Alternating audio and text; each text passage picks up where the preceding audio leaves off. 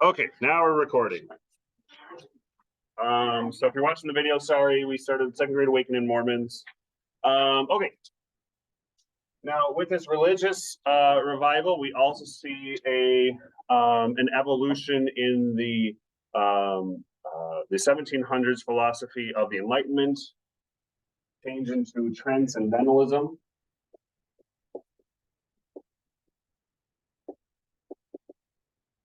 And the question is always, where do you find truth? Truth comes in nature and self-reflection. So if you do like meditation in the woods without like human interaction, you will gain truth. This is like at the same time. Okay, so like as some people are turning towards religion to find truth, others will turn to nature and self-reflection. And so some will say, oh, we are more enlightened now. We have transcended or found the transcendent truth. And so they want to create their own utopian societies.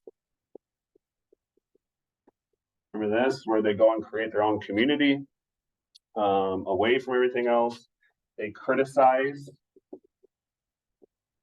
the market economy, so they're against capitalism. And they want to do things like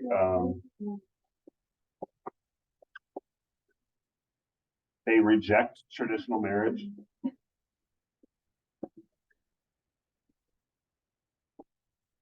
Or open marriages.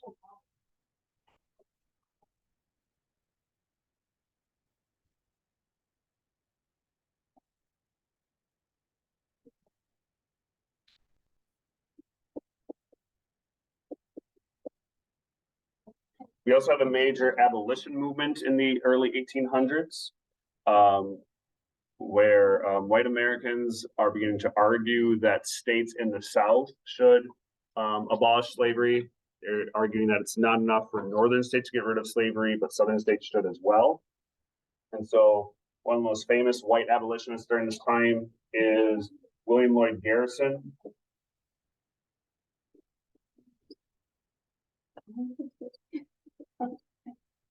He owns a newspaper. He's an abolitionist. But while William Lloyd Garrison is a leader, women are heavily involved in the abolition movement. White women are heavily involved in these movements.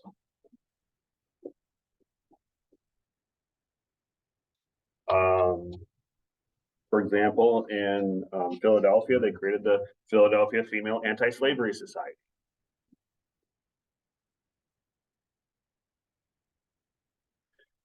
And at this time in the 1830s, for a white person to be an abolitionist is fairly radical. African Americans around the country are putting in a lot of efforts and a lot of resources into the abolition movement. We talked about different resistance movements, whether it was passive or active resistance. Active resistance could be things like running away, or it could be something like rebellions, like the Turner Rebellion, where African Americans rose up to kill enslavers and gain freedom. But often, almost every time these failed, the freedom seekers were caught and executed, and it leads to tougher slave codes.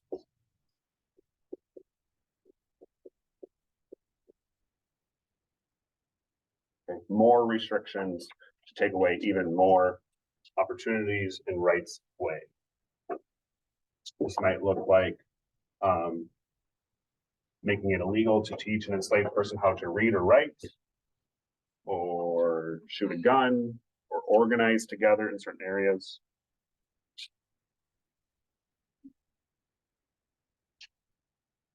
And continuously, as enslavement is becoming a more controversial issue in Congress. Some are worried that the issue of slavery could lead to even more tension. And so some things are done to prevent tension. For example, they didn't bring in Texas right away. Remember that? Okay, Texas gained their independence and they're like, hey, can we be part of the United States? And President Van Buren is afraid that adding another slave state would lead to more conflict. And so he says, no. No, this is.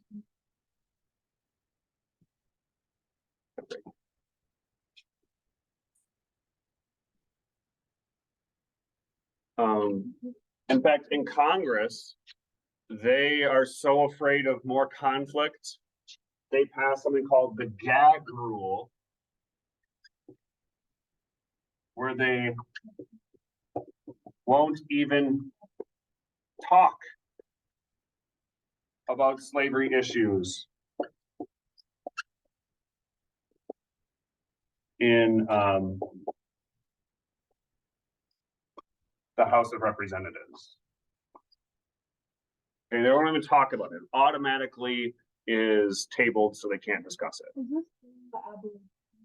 Yeah. Yeah.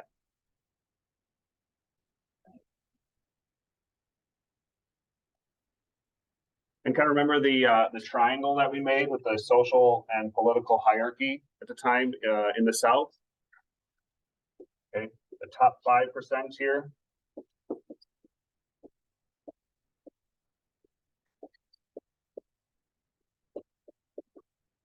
Top 5% of white Southerners enslaved 50% of all slaves. Okay, so these are large plantations. It could consist of 200 plus enslaved people. Most of this takes place in the Deep South.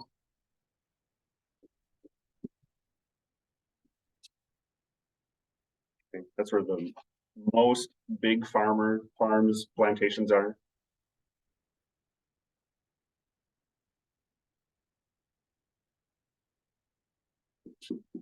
Some help drawing a line there. Okay.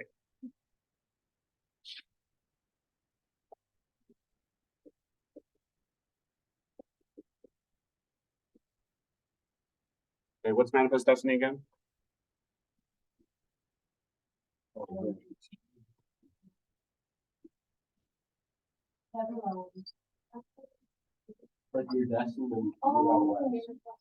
Yeah.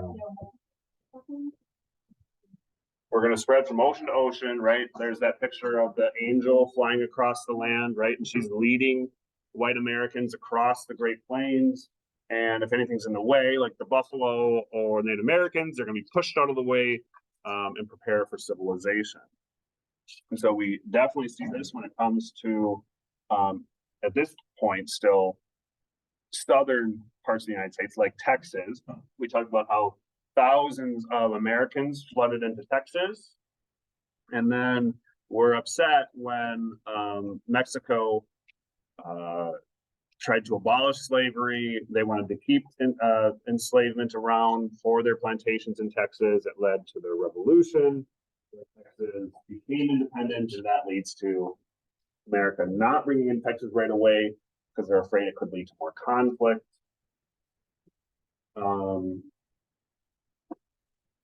So we have one president who is like super manifest destiny. Does anyone remember who that was? Polk, yeah. He is really likes manifest destiny. In fact, he wants to take over not just Texas, but also Oregon. I remember what his campaign slogan was in 1844. 54, 40, or fight.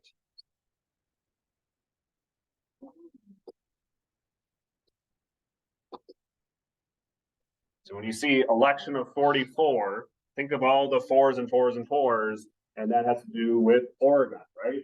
They want to take over all of the Oregon territory, even though it's disputed between the United States and Great Britain. But ultimately, because we are going to be fighting in a war in Texas against Spain, what do they end up doing with the Oregon territory? Yeah, they compromise, right? They split it in half.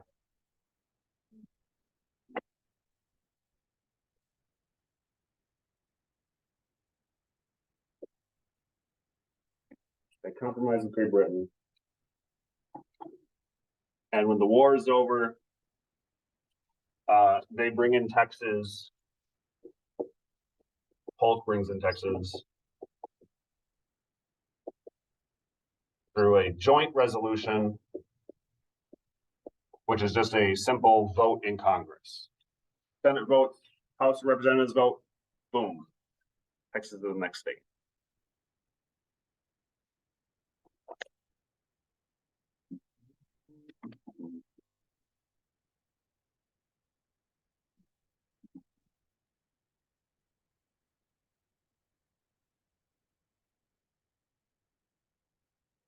You want any of that?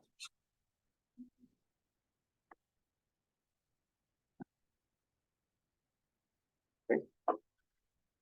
Let's talk about women's suffrage.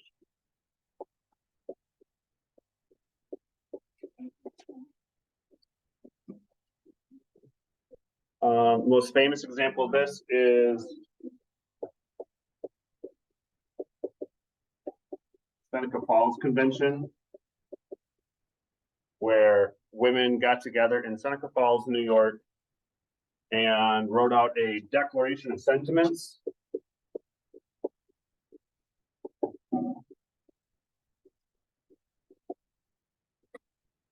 And without even reading the document, just it being called the Declaration of, what did they most likely pattern their document after? The Declaration of Independence, right? They're going to use some of the same phrases as Declaration of Independence on this Declaration of Sentiments. They're not declaring their independence, but they're saying that the different spheres that men and women are expected to be in should be equalized and united into one. What is that?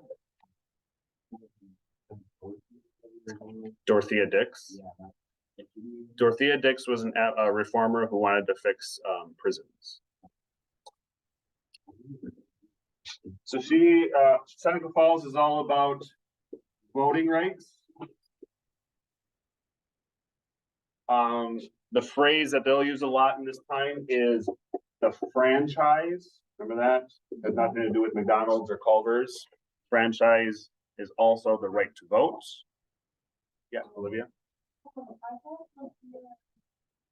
Like same side. I'm sorry, you're right. It was a silence. Not prisons. You're not going to have to do that. If I didn't remember, then you don't need to remember.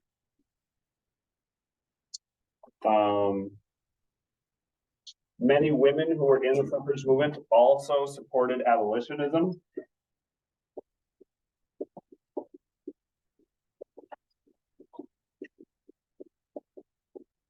Remember I said that women were very involved in the abolitionist movement.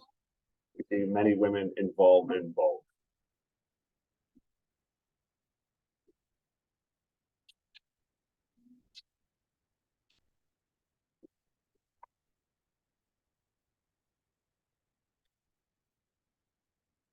Okay, we have about 5 minutes, everybody.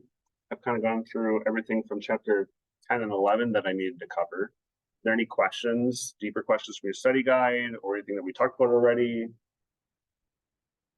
Or you want to talk about 8 and 9 a little bit more? 8 and 9? Okay. Is there anything from what I was talking about yesterday that you want me to touch on? Like, can you talk about this, talk about that, or?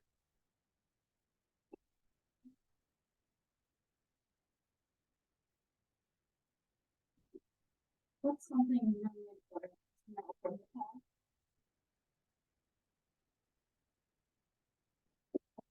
History. past? Thanks. To know history, American history. That'll really help you. Let's go with Jackson. Right? We said before, he's got the main character energy. So it starts off with the election of 1824, right?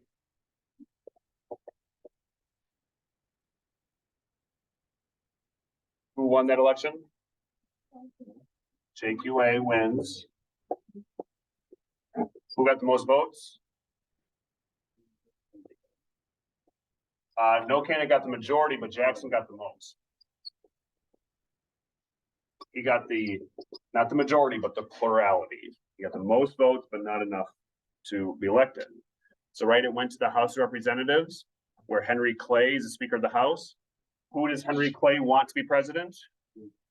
John Quincy Adams, right? So he's going to support him. He's going to get the House of Representatives to vote for John Quincy Adams, right? And John Quincy Adams wins.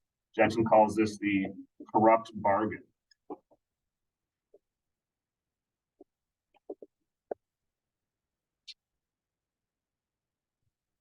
Is this the first time an election has gone to the House of Representatives?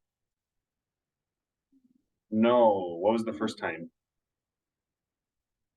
We just talked about it in our last year. What was the first time a presidential election went to the House of Representatives? Jefferson and Burr, right? And then they went to like, oh, who's Hamilton going to support, right? And Hamilton supported Jefferson and ultimately led to the duel. So it's not the first time this has happened. But John Quincy Adams wins. Remember, John Quincy Adams is really into the American system. So John Quincy Adams likes it. Who else likes it? Clay likes it. And there were three parts to the American system. What were the three parts? Roads, canals, so that's internal improvements. Tariffs. The United States. Okay. Who dislikes this? Jackson dislikes this. Okay. Jefferson dislikes this. He's going to die though before it really. Jefferson dies in 1826 on the 50th anniversary of the signing of the Declaration of Independence. Also, the same day that John Adams dies. They both die on the same day, the 50th anniversary of the Declaration of Independence being signed. How crazy. And they were friends in the 1700s, and then they weren't friends anymore, and they're mad at each other. There's all this drama. And then they started writing letters together, and they became friends again right before they died. And then they died the same day. True friendship. Jefferson dies, I think, in the morning. John Adams is on his deathbed at night. He's like, Jefferson survives. And, but he actually died earlier that day. So, crazy. Anyway, that's not a test. American system. Roads, tariffs, bus. Eventually, Jackson is going to win because of his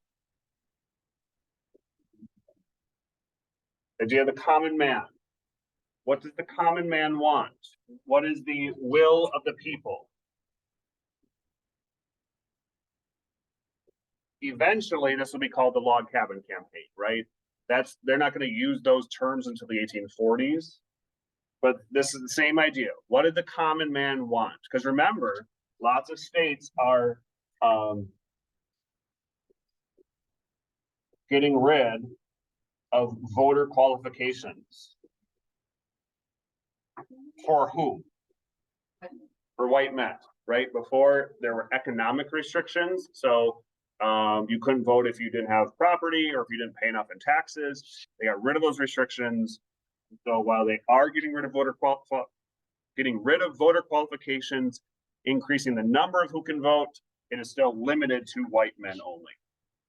Okay, but this is going to benefit Jackson because in the 1828 election, he wins in a landslide. And I don't know, some other things happen. we'll talk about what else happens, during SP 30 today, everybody. We'll probably do some stuff, where we talk about chapters 10 and 11 again, just for people who are coming just to the SP 30, but, we're just kind of recycling through all of it. So if you have any questions, let me know.